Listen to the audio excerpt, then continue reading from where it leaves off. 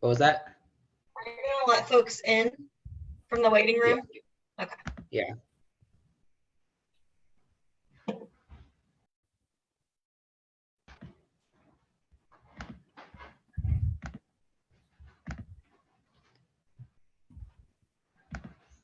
Okay. All right. Are we good to go? Yep. Great. Well, thanks to everyone who's joining us to hear about Bowl today. I think everyone is set up to be muted and off video. But if we do some questions at the end, you're welcome to come off video while we do those questions, and I'll help facilitate that. I'm Lindsay Keeney. I know a lot of you, lots of familiar names in the joined window. So I'm thrilled that you guys are popping on to hear a little more in depth about Bowl Prairie. I'm our conservation director with the Illinois Environmental Council. So I get to work on a lot of our open space and sustainable agriculture issues.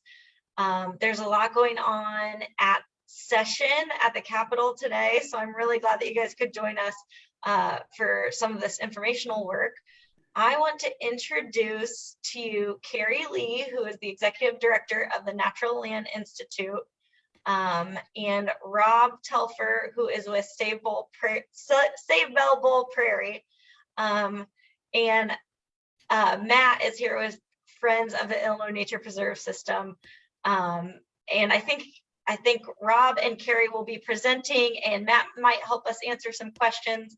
But with that pretty quick, short introductions, I'm going to send it over to Kerry, and she can fill you in a little bit about who she is and her work if she has additional introductory pieces. But yeah, over to you, Kerry. Thanks, Lindsay. I just want to let everybody know that the IEC has been a great partner with us on all kinds of things. So we're happy to be presenting for their program today. As she said, I'm the executive director of the Natural Land Institute. We are the oldest conservation land trust in the state of Illinois. We formed on Christmas Eve, 1958. And because of that, we have a lot of conservation easements still across the entire state, even though there are now 49 land trusts in the state of Illinois covering different geographies. So conservation land trusts are private 501c3s that are supported by donations from individuals, family foundations, and sometimes state grants for things like land management on nature preserves. So the Natural Land Institute, our founder created with the governor the Illinois Nature Preserves system. So our organization is responsible for that, as well as for founding land trusts and for other conservation laws that were then a model for laws across the country. So he also started the Illinois Natural Areas Inventory, which we're going to be talking about a little bit today. So I'm going to refer to the Illinois Natural Areas Inventory as INAI, if you hear that acronym. And back in the 70s, conservationists across the state were like, well, we don't even know what we have left in the state. So they wanted to take an inventory of what were the natural areas left in the state, whether it was wetlands or forests or prairies or different kind of prairies. And so that's what they did. And they graded these prairies according to the condition where they were in, whether they were grade A, B, C, or D. A revision to that inventory was done about 5 or 6 years ago, where they added more sites and they had to take some off. So as you'll hear today, the Bowl Prairie was originally put on that INAI designation back in the 70s when it first came out. So I'm happy to be presenting with Rob Telfer today, who's with Friends of the Illinois Nature Preserves, kind of spearheading the grassroots campaign portion of this initiative, and he'll be talking a little bit towards the end of my slides about that.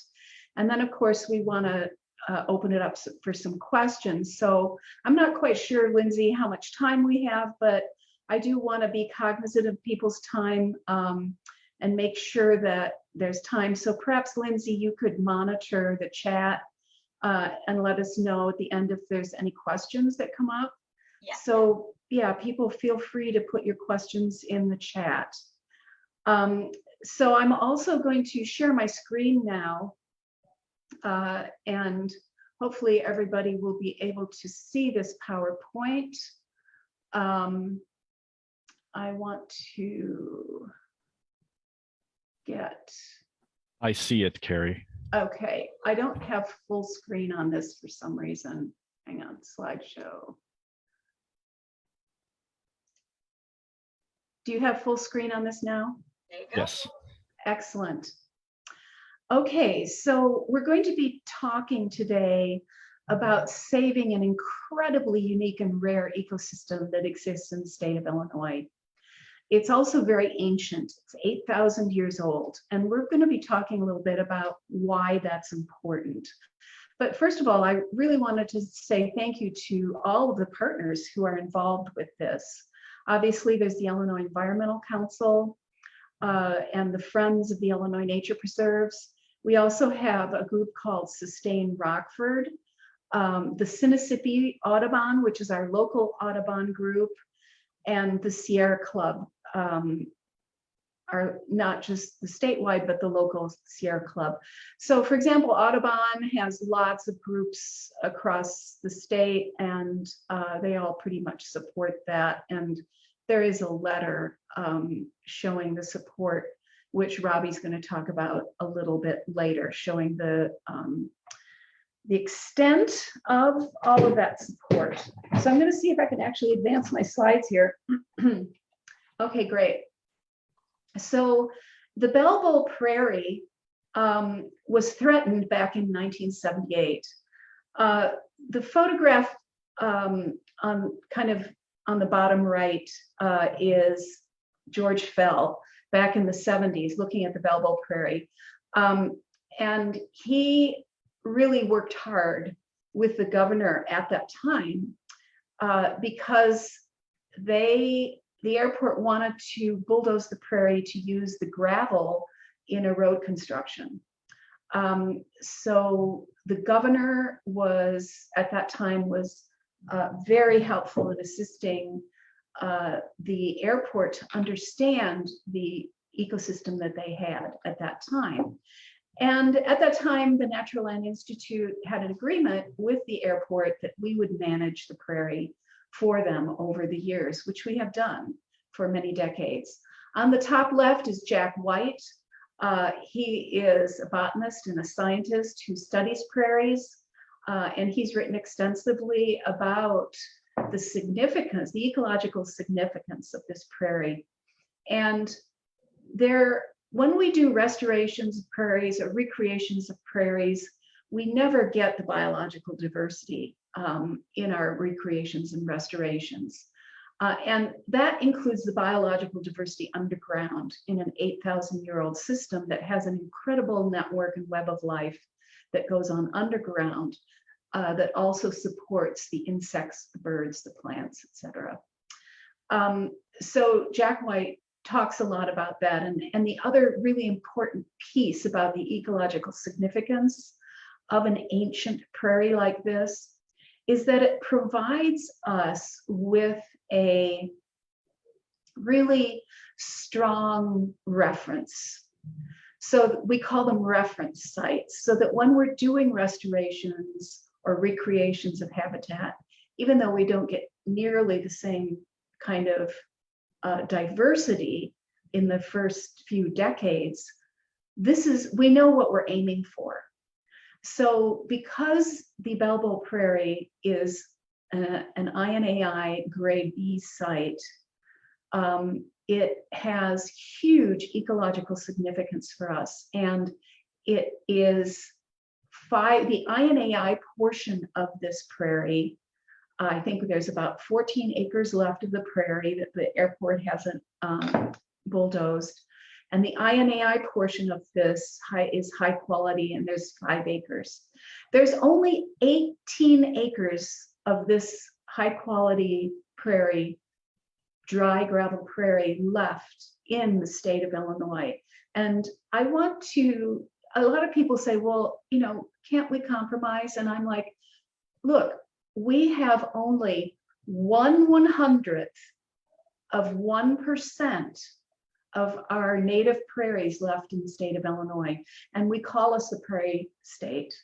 And how can we compromise away? We only have 18 acres of this quality of dry gravel prairie left in the state. So this is extremely, extremely important. I just want to put in perspective. So here's the Rock River and the Kishwaukee here. And this is the old map on the left that showed the extent of the prairie. And you can see, if you look in the top left part of the map, you can see prairie up there. It says prairie. Look at the bottom left, there's the word big prairie. If you look over on the right in between the rivers, it says prairie. So if you look, all of that was prairie.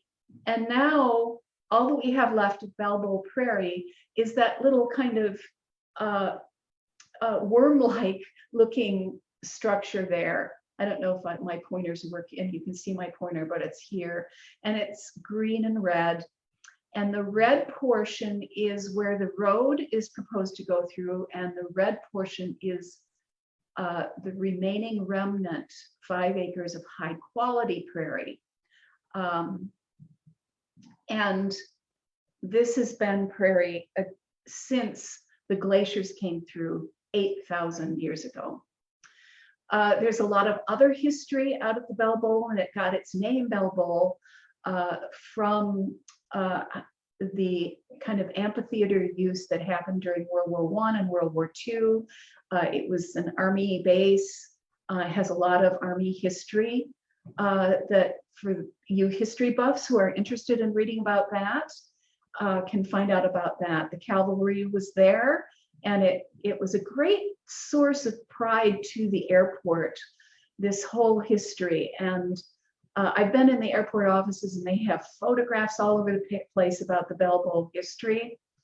And they also, before they started the bulldozing of the prairie back in August, they also had on their website, they were very proud of the fact that they had this ancient ecosystem. So here's a closer look at that little prairie remnant. And you can see the bowl, which is kind of up to the top of it there, that kind of round circular piece. Some of this prairie that's not in the yellow has already been destroyed, and the yellow is the high quality. So the proposed footprint for this phase is the red line outlining this. And this just shows some of the restoration work. We worked on invasive species removal. We did prescribed burns that we did all throughout with our partners. We had many partners involved in this because all of our partners also recognized the importance, the uniqueness of this prairie to the state of Illinois. The soil relationships are intact, which helps knit the plant community together, including hemiparasites and hemiparasitic plants and the web of fungi. And there are a list here of some of the dominant endangered bees and rare birds. This is a picture of the prickly pear cactus, and people are like, oh, I didn't know we had cactus in Illinois. And you can see the little orange part is the fruit on the cactus. So we have a little population of the prickly pear cactus. And this is the bee, the offending bee that dared to come onto the prairie and stop the construction. So this is the rusty-patched bumblebee, which was discovered there this last August. and temporarily has stopped construction. So this map shows the original range of the bee. So if you take a look at the light gray area, which extends all the way from the East Coast, a little bit up into Canada, all the way past the Great Lakes, and then down into some of the southern states along the Appalachians. That was all the habitat of the rusty patch bumblebee. Now, the yellow area is where they think the existing range of the bee is. And in red is where they've actually found the bee. So you can see that continuing to compromise is kind of a non-starter. And I just wanted to remind everybody that we are currently in the 6th great extinction globally. And we are losing plants and animals at a rate of 6 to 8 a day. And over the last 2 decades, we've lost 30 billion birds. So not just through extinction, but through population decline, through habitat fragmentation, and loss of habitat and invasive species. So this campaign started in 2 ways. First of all, the Natural Land Institute tried to work with the airport to come to an understanding or have a conversation and a collaborative approach to maybe redesigning the road. Now, it was unfortunate that through a series of events, the whole of the environmental community did not know about this, even though the airport conducted a public hearing. They put an ad in the newspaper. It was buried in the summer in the back of a newspaper that nobody really read. Nothing was mentioned about the prairie. They just talked about the expansion back in 2019. And also the consultation process that happens through the Illinois Department of Natural Resources was not at its best at that time. So the field staff at the IDNR, the department, were not aware of this either. And I will say that our partners at the DNR have been struggling really since 2008, when the department first began to be gutted. And they had built that beautiful building. Lots of staff were let go. And over the years, under the state budget problems, the IDNR was a kind of victim of that. And you go to that beautiful building now, and it's kind of like walking around an empty mausoleum. They are down to about 25% of their capacity. So the IDNR, we are trying to support our friends at the IDNR in recovering from that. And they're just now starting to hire back. So this is the kind of example of what happens when our state agencies who are responsible for overseeing processes like this have been gutted and no longer have the capacity to function properly. So we were so thrilled when the Illinois Environmental Council stepped in to say, hey, we're going to help you guys because you've been forced into doing this lawsuit to protect the prairie because the airport would not engage with you. So we had to stop it right away, and we filed a temporary restraining order back in October, because after the bee was found, they did say, oh, we won't do anything till November 1st, when the foraging bees are off the site. Well, we felt we had a case, because the environmental assessment that was done back in 2018 was woefully full of omissions and mistakes, and it didn't include the bee, of course, that the bee had been discovered. So we kind of were forced into the temporary restraining order. the airport came back then and said, okay, instead of doing this restraining order, we'll hold off until March 1st. So that was great, but we still had a lawsuit that we had put to against the U.S. Fish and Wildlife and the Department of Interior to really protect the habitat of the bee.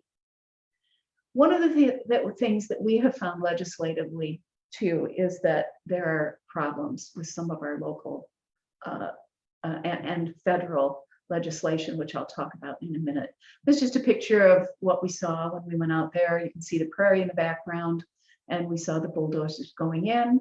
This is a picture that shows the road that's proposed to go through the highest quality acreage of the prairie. And you can see the footprint of the road is very wide because they're going to be going through this. You can see the hill. So they're going to be going through this hill. So they have to widen out their slopes and all of that to destroy some of this really ancient prairie. So we're hoping that the road could be designed to go around the edge of it and then maybe go around to where they've already done some of their construction. You can see in the top left-hand corner, they've built a detention basin. That's also a little problematic for us because having detention basins constructed in gravel kind of means that a lot of the pollutants from the runways and all of the de-icing agents and all of those kinds of things are going to be going directly into our groundwater. So that's a little problematic. So this is the footprint of the road. This is kind of the design of it currently. We'd like to see it redesigned and taken around, either onto the existing roadway, which they say is not conducive to the traffic. So we don't know what's going to happen. Currently, where we are with this is the Federal Aviation Administration, the FAA, is doing another biological assessment. And they have said they wanted to submit something by the end of March. It's not been submitted yet. We're waiting to see when it's going to be submitted. It's going to be submitted to the Fish and Wildlife Service for their consultation process, their federal process, and the Illinois Department of Natural Resources for the state process consultation. So they're also going to be proposing some voluntary conservation measures that they want to put in here. So we want to take a look at that. Again, this is kind of a look at some of the preliminary. This is their 2021 plan.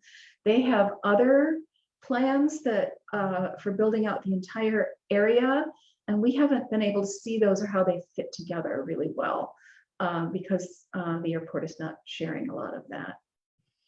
This is also another look at where the cargo development is going and where some of the planes will be parked. So I just want to say that what has been extremely important for this Save Bowl Prairie campaign is that we do not want to stop the airport expansion. We do not want to stop the economic development and the job growth. We think these are all extremely important. And we also think that the prairie is extremely important and that there are now ways in this 21st century where we can do a design that is sustainable and that protects our incredible resource that we have in the state that is so it's rare, like rarer than the Mona Lisa for us. So this is just to take a look at some of the stuff that's been happening already, taking a look from the prairie, looking outside to the construction that's going on currently. So what we did with our legal thing, and you know, it's like we didn't want to be adversarial. We wanted to be collaborative, and we still do want to be collaborative. And immediately airport said, okay, it looks like it's going to be until June 2022 when the U.S. Fish and Wildlife Service consultation is complete. We just had some information from the FAA just like a week ago that that consultation may take a little bit longer.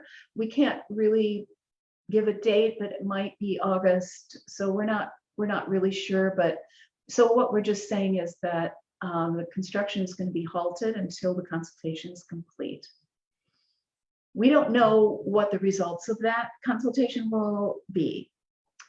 So in the short term, we're asking to redesign the expansion plans because the conservation community has shifted, and we understand that now, because of there are so many incredible alternative design solutions, sustainable green design solutions for stormwater and detention, and there are other ways to design things. And we have examples from other airports.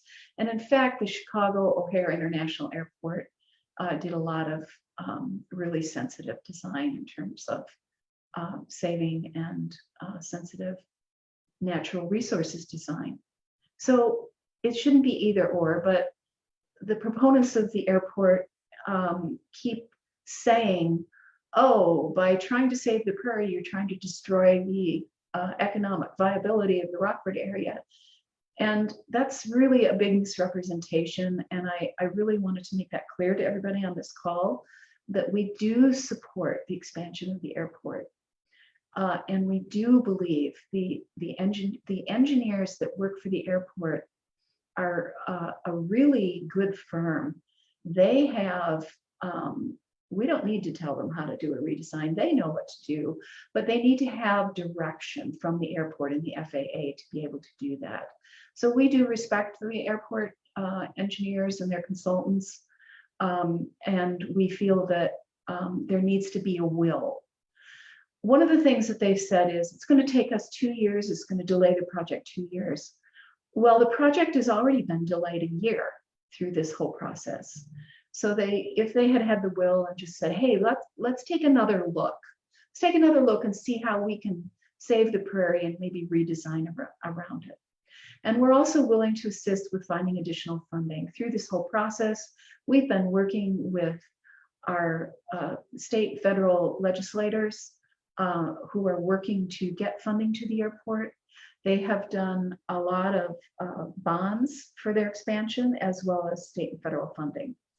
So they are responsible and to the taxpayers.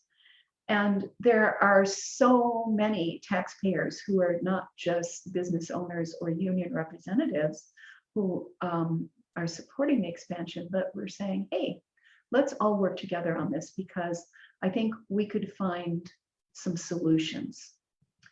And long term, we want this dedicated as a nature preserve so that it can be protected, so that we don't have to go through this fight again. This is the second time we've had to do this. So I briefly touched on the 21st century issues: climate change, extinction, some of our outdated legal protections that we had put in place in the 60s and the 70s are not working anymore in the 21st century with some of the issues that we've got, including climate change and extinctions. But also, you know, I wanted to say that these prairies sequester tens of thousands of pounds of carbon per acre in a prairie. And I think we need to make sure that some of these ecosystem services, like cleaning water, sequestering carbon, recharging our groundwater, our drinking water, all of these things are included in the cost benefit analysis when we're looking at any kind of development like this. So yes, airport and prairie, we're for it. The airport development means new jobs, not just the short-term jobs of the construction, but we're looking at long-term jobs. It is the fastest growing air cargo hub, so they must need some climate mitigation. And the prairie would have been great for that, for offsetting carbon. And we want this success to continue. And we want to promote sustainable design so that we can have both the prairie and the airport. So there are ways to capture stormwater runoff and treat the stormwater runoff underneath pavements, for example, so they don't need to dig out these big detention basins. So the key legal steps as we see them now, we served an amended complaint on all the defendants and added the Illinois Department of Transportation. The GRAA, which is the Greater Rockford Airport Area Authority, has responded to the complaints, and they responded with motions to dismiss, of course, as have the US defendants. We were kind of prepared for that. It's expected. And we're now prepared to serve discovery on all the defendants. The airport is trying to delay that, which would be meaning discovery is where you go and get much more information, and you have interviews with everybody. So that's a big deal. We are prepared to file another motion for a temporary restraining order or preliminary injunction if we believe the airport is violating its agreement. But we have a great group that Rob's going to talk about briefly about our prairie watchdogs. Once we have all the documents, we would schedule depositions, and the court is going to at some point either have a trial or decide what they're going to do. So we're waiting for that. So we're fundraising for legal costs. We have a GoFundMe campaign. Many of our conservation partners have donated to the cause. And Robbie is going to talk about the support letter. And we're developing long-term strategies for making the IDNR consultation process more robust, and some legislative initiatives to protect these private INAI sites, because we need to not come down with a heavy hammer. We need to say, hey, we are really working with this 30 by 30 initiative that Robbie's going to talk about to provide incentives to private landowners to protect these special processes, these special places with processes that can help them permanently protect it. So Robbie, I've got some slides here for you. That was the end of my piece. So Robbie's going to talk about grassroots and 30 by 30. Hi. Yeah, that was awesome. When you were talking about the airport wasting at least a year on this, I almost put the Wikipedia page for the sunk cost fallacy into chat. But I shouldn't sarcastically Wikipedia link. So yes, they are bought into that. There's been a lot of great community organizing happening in various communities around Bowl Prairie. And in these pictures, you see one of the marches that took place. And you also see a press conference that happened outside of the airport, where activists and regular folks have gone to these public meetings that the airport holds to tell them why the prairie is worth saving. They've been great. And so we've seen people in Rockford show great support. We've seen people all over Illinois come together on this, and high school groups have written postcard campaigns. There's just been a lot of support. And so what we're seeing is there's a lot more of people who are in support of the prairie than there are people who are, yeah, see, there's some nice people. Then there are people who are for the destroying it. And it's just the power is off, is wonky. There's no power balance. So we've had a petition through Care2.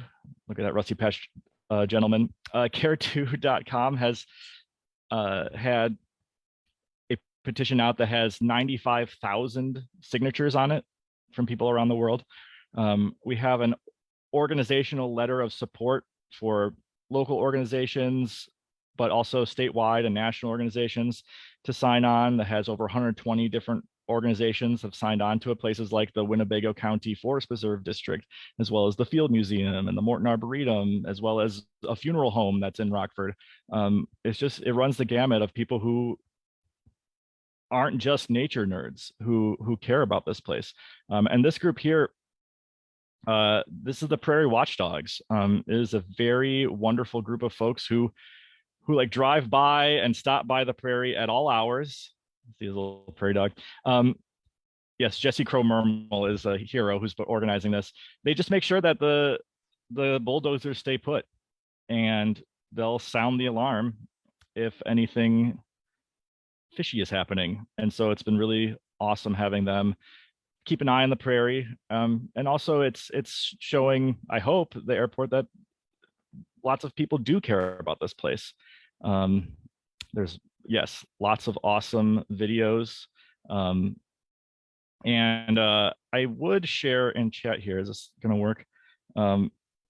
This is just a Google document with very, very simple moments of action that you can take, including 2 petitions, including the letter of support that I referenced. There's that link to the IEC action alert. IEC set up 2 different action alerts for us. Yes, and we have a lot of simple ways that you can do right now. If you wanted to click on that link and do it while I'm talking, I think that would be fine. I've been trying to have moments of action in all the talks we've been giving so that people don't just hear information, but they contribute a little bit. So please do click on that link and just sign a petition or send a pre-written tweet to Governor Pritzker or Durbin or Duckworth. But obviously there's always more that you can do. And we found that people, when they empower themselves, can be very creative and come up with amazing ideas. I started working on this after I wrote a op-ed for the Chicago Tribune, just because I didn't know what else I could do. I was like, I'm a writer-ish person. This is what I can do. And so we found that people are bringing their best selves to this fight. And that's super positive. That is a positive outcome of this very negative situation that we've been put in. And another positive outcome is that we have more people than ever talking about and understanding and realizing the importance of remnant habitat as opposed to just protected habitat. It's not enough to protect a place, you have to steward it. And beyond that, it's not enough to steward a place, you have to have it biologically diverse. And these remnants they already have everything set up because they've settled it for 8,000 or 10,000 years. So yeah, there's a lot of great support, and all of you who are listening right now is a great example of the story this is telling, because it's not just Bell Bowl, like Kerry said. This is the line in the sand we're drawing. We don't have a unlimited planet, and we don't have unlimited nature, and we got to say no more. You can, and in this case, it's so simple. They can just do this with the road, just do this, but they are still digging their heels in. So Robbie, what I've been really impressed with this campaign that's taken on a life of its own is that it's now become national. We've been in the national news, and it's picked up by places all over the country. We have people involved from California, Alaska, Minnesota, Florida, East Coast, all over the country. So this kind of thing has taken the imagination of people, because it's the loss of something so incredibly rare is no longer acceptable to people across the country and over the world, specifically now that we have the 30 by 30 campaign. And the 30-30 by campaign, maybe you want to just say a couple sentences about that, Rob. Yeah. So there's this campaign that the president says he's in support of, the governor says he's in support of, to protect 30% of natural areas by 2030. And the spirit of that is awesome. But as we found out for a while now, protection is not enough. Not all protected land is equal. And there are places that are protected, like forest preserves, that are just full of invasive species. It's not high quality like the parts that are about to be destroyed. And so this figures into 30 by 30 in the spirit of it, not just in the sort of like campaign slogan part of it. So yeah, it's we should start with the places that are left and stitch those together.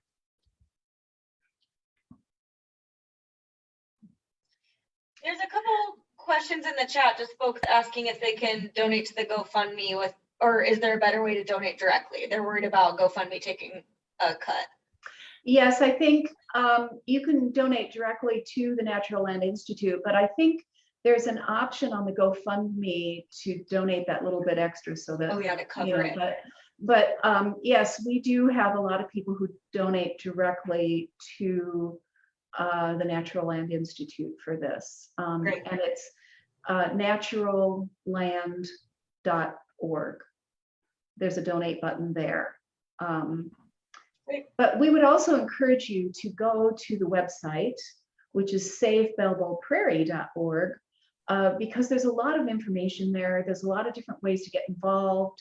You can see all of the stuff that's been submitted legally. You can see all the letters. Also, there's a Facebook page, Save Bowl Prairie on Facebook. Just do a search for that. I think a lot of people are like, yes, what can I do? You can write a letter to the editor about your personal opinion about something. Just let's keep it in the news. So we're starting another campaign this summer, and we've got a few action things happening. Rob, do you want to say a couple of what those are over the summer? Yeah, well, not just the summer. There's one coming up in a week from Friday, where it's the Rusty Patch Bumblebee Queens. The earliest they'll probably emerge is by a week from this Friday. And so there's going to be an event around the public area access to the prairie, because you can't go in, but you can point a telescope into it. And so we're going to try to do like a bio blitz from the road with very long birder type cameras and see how much we can see. And it's also an opportunity to like get together to talk about this. I'm going to bring my kid. Yeah, really, experience this prairie, even though there are people who won't let us. So yeah, we want to welcome the bees. Yeah, sing for them. There's going to be bee puppets, I'm told. So I'll go anywhere where there's a bee puppet. And then there are other events. There Earth Day is coming up, and there's a lot of tabling opportunities that if you are part of an environmental organization and you want to add a little flavor of Bell Bowl, there are plenty of resources on SaveBellBowlPrairie.org. The governor has said nothing, I think, is Judy. That's the frustrating thing. It seems to me that he has bought the narrative that it is the airport versus the prairie, that we don't want any expansion. And there's been people who've said that, like, we need every inch for this airport. Or if you block this, this was in an op-ed someone wrote, they're like, jobs are so important to us. If one person doesn't get a job and they get addicted to drugs, they will die. So they pinned this one hypothetical person's death on the survival of the prairie, and it's just disingenuous. And so Pritzker, I'm sure, has heard about this at this point, and he said nothing. So a lot of pressure, I think, should go on him. I think he wants to get, my guess is he wants to get reelected, and the only reason to stick his neck out on this, because he already has the vote of all the nature nerds, the only reason he should stick his neck out on this is because it's the right thing to do. And I wish that was enough for some people. Yes, he does have yes. So that's another indicator that he doesn't see things the way we see things, as he has a commercial out saying the airport expansion's awesome. Any other questions, Lindsay? I'm scrolling through now. Not seeing any.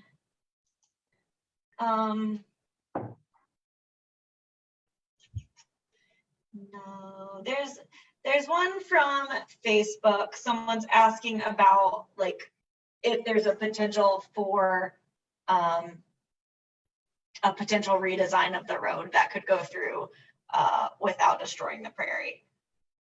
So, Kerry, correct me if I'm wrong. There has not been a design presented by the airport. There have been folks, individuals who have come up with ideas on their own. But the thing is, they say that in the end, they'll do what the FAA tells them to do, which makes us believe that in the end, if the FAA tells them to move the road, then they will find a way to do that. So why don't they just do that and stop wasting their money on lawyers? And they have like 3 security guards at these public meetings. There's at the Prairie Watchdogs, there's like a unmarked car far away, just sort of watching them.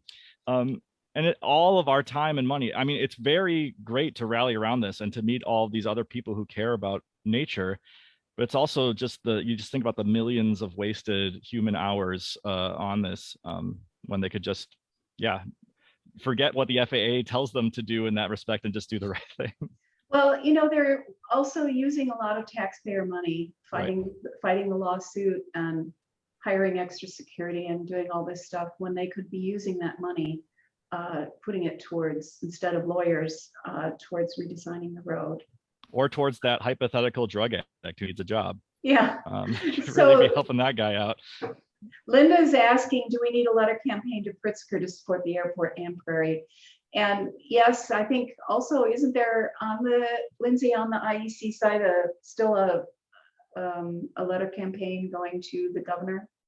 Yeah, if you follow the action alert through the link, it goes to pretty much anyone you are eligible, anyone who will care to hear from you. So your legislators, the governor, and it carries the message that targets them best. So I think the governor message is that we can have both. We can have both expansion and take care of the prairie. So if you want to write a letter to the airport, saying that we want both. We want economic development for Rockford, and we want the ancient prairie. And, it doesn't have to be one or the other. That's old thinking. We can move forward in the 21st century with protecting our natural resources and doing responsible, sustainable design.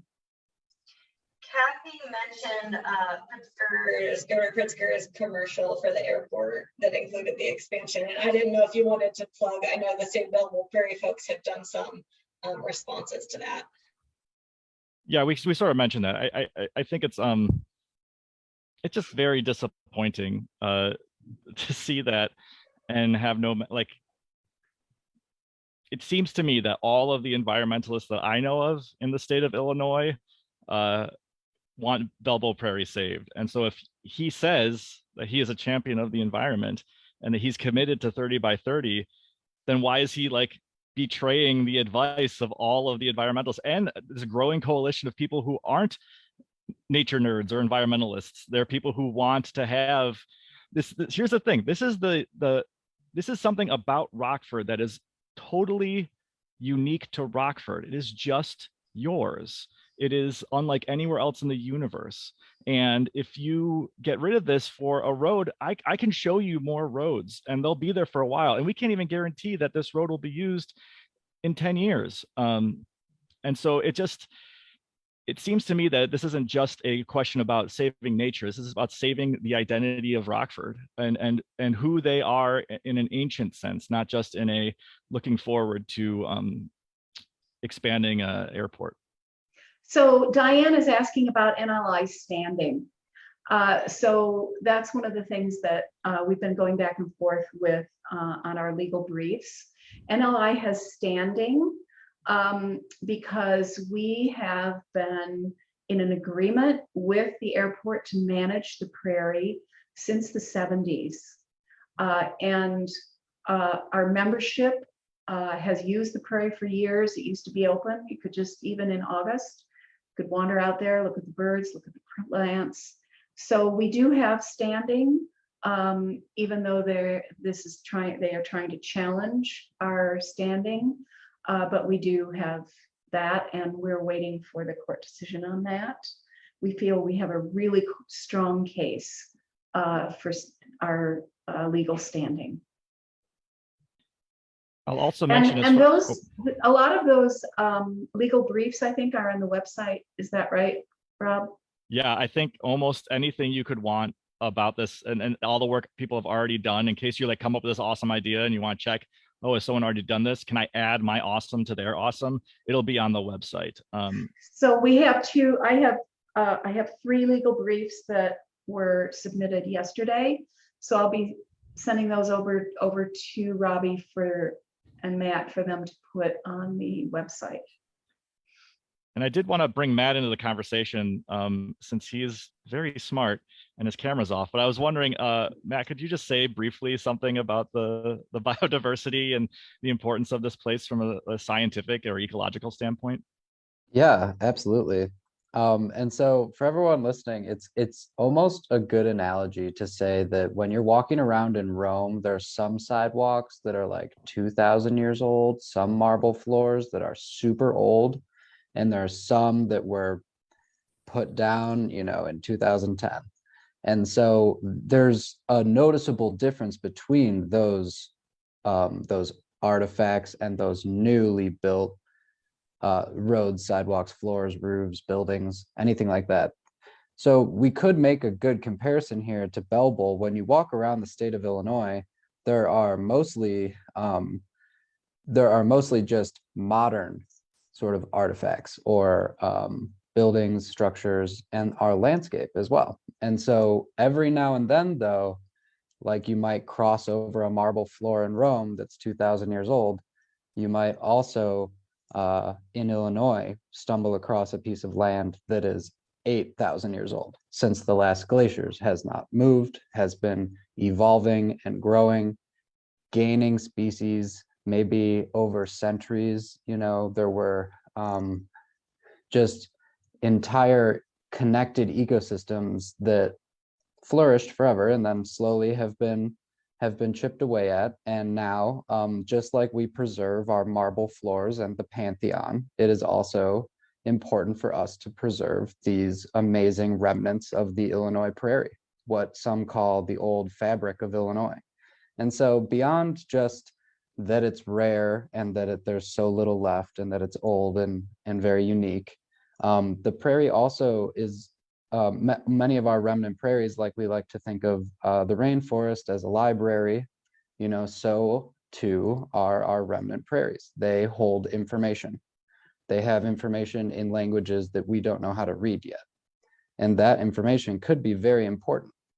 It could be as wild and far-fetched as being important for space exploration and travel. What happens when we get to a planet one day and it's all remnant prairie? And we're like, well, we don't understand this at all. We don't know what we're looking at here. But here, it could be as, that's a far-fetched example. That's a little out there, but there are also real world applications to understanding prairie ecosystems better in terms of sustainable agriculture. There's medicine and microbiology that we don't understand yet. And so these tiny little fragments are these huge hotspots of knowledge, and they're super rare, and there are just so few of them that it really does matter to save them. And I hope that that's an okay description to sort of help understand exactly what we're talking about here. Yeah, just think about there were people who saved the Egyptian language, even though it had changed enough that they needed a Rosetta Stone. And then when they got a Rosetta Stone, they were real happy that they saved a lot of that stuff. I imagine. I wasn't there. Yeah, and I think too, one thing about the biodiversity is that the rusty patch bumblebee and these other sort of like state listed rare species like the prairie dandelion and the large flowered beard tongue, those are rare, and we have done enough research to know that they're rare enough that they require some kind of legal protection. But there is stuff that there's not enough data on, that they're probably just disappearing before we even discover them. Like there are like microscopic wasps. Do you know that there are wasps that you can only see through a microscope? I didn't. And so not until like a couple days ago. And so there's all kinds of stuff down there that we just say, oh, we're giving up on this. 8,000 years, we're not going to tap into this information or get to know these neighbors of ours that until now we couldn't see.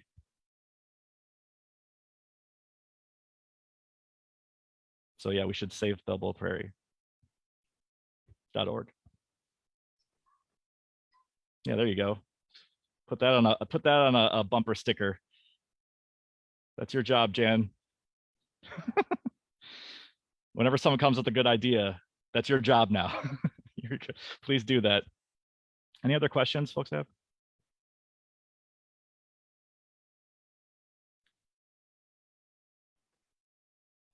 I wanted to just say one more thing that a Do it. couple of my colleagues and I were talking about this and how to communicate issues like this better and effectively. As you know, humanity has been telling politicians, other humans, about climate change for 50 years, and we're still not doing much about it, right? So clearly the messaging matters. And so with this, I think that there's one other way to think about this in messaging that's kind of interesting, which is, you know, we have 0.01% of the prairie, the original Illinois prairie left. And so another way to think about that number, just to flip it on its head, is that if you're looking at something in Illinois, there's a 99.99% chance it's not a remnant prairie. That's 99.99. And so that's important, I think, to turn that number of 0.01 around, to think about it from the other side as well. And so that's one other sort of messaging talking point that we've thought up recently. Yeah, it would be great if, just like people try to make it a point to see all the national parks, if you could see 100% of that 0.01% of original prairie and make a point to go to every one of those sites, because you will see that they're enchanted places. They are unlike restorations. They're unlike anywhere. There's something else happening there that it is different than anything a human can try to do. And I highly recommend you visit every remnant that you can, because it's pure magic.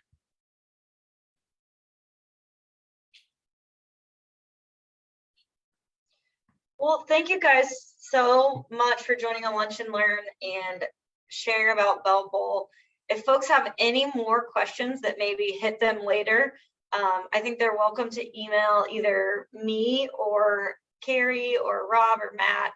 Any of you guys, I think, are happy to field questions afterwards as well. I see them dropping their emails into the chat. Oh, last question. Are there any remnant prairie at the Chicago Botanical Garden? No. I would No, the Chicago Botanic Garden used to be the Great Skokie Marsh, and in the early 1900s was dug deeper in order to make it a lake system. And so no, it is not a remnant prairie, and it used to be a different ecosystem than it is. You had the right people on here to answer that question. But all right, thanks folks. It's going to be 1 o'clock. I really appreciate this presentation. Feel free to follow up with any questions for our speakers. Thank you. Thanks. Thank you everyone for giving a darn. Yeah. Yeah, visit SAVÉ.org. For sure. Thank you. Thanks for the opportunity, Lindsay. Yeah, for sure. Thank you